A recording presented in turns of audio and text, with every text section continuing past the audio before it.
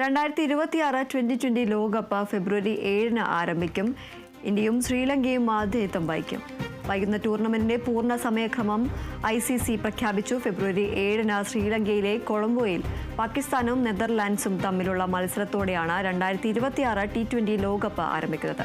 ഉദ്ഘാടന ദിവസത്തിലെ രണ്ടാം മത്സരത്തിൽ ഇന്ത്യ US-നെ നേരിടും.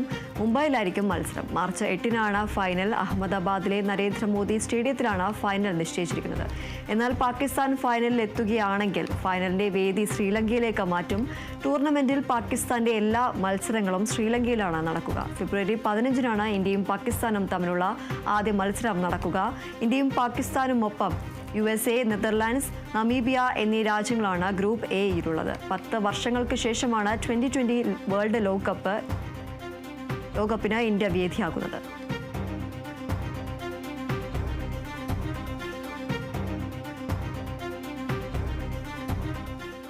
ഗുവാഹത്തി ടെസ്റ്റിൽ ദക്ഷിണാഫ്രിക്കയ്ക്കെതിരെ ഇന്ത്യക്ക് 549 റൺസ് വിജയലക്ഷ്യം.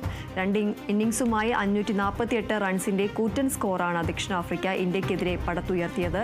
രണ്ടാം ഇന്നിംഗ്സ് 5 വിക്കറ്റ് നഷ്ടത്തിൽ 260-ന് ദക്ഷിണാഫ്രിക്ക ഡിക്ലെയർ ചെയ്തു. 94 റൺസ് എടുത്ത ക്രിസ്റ്റൻ സ്റ്റബ്സ് ആണ് ദക്ഷിണാഫ്രിക്കയുടെ ടോപ്പ് സ്കോറർ. ഇന്ത്യക്ക് വേണ്ടി രവീന്ദ്ര ജഡേജ 4 വിക്കറ്റ് വീഴ്ത്തി. രണ്ടാം ഇന്നിംഗ്സ് ബാറ്റിംഗ് ആരംഭിച്ച ഇന്ത്യ 4-ാം ദിനം കളി അവസാനിപ്പിക്കുമ്പോൾ 2 വിക്കറ്റ് നഷ്ടത്തിൽ 27 റൺസ് എടുത്തിട്ടുണ്ട്. 17 റൺസ് എടുത്ത യശസ്വി ജയ്സ്വാളും 6 റൺസ് എടുത്ത KL രാഹുലും പുറത്തായി.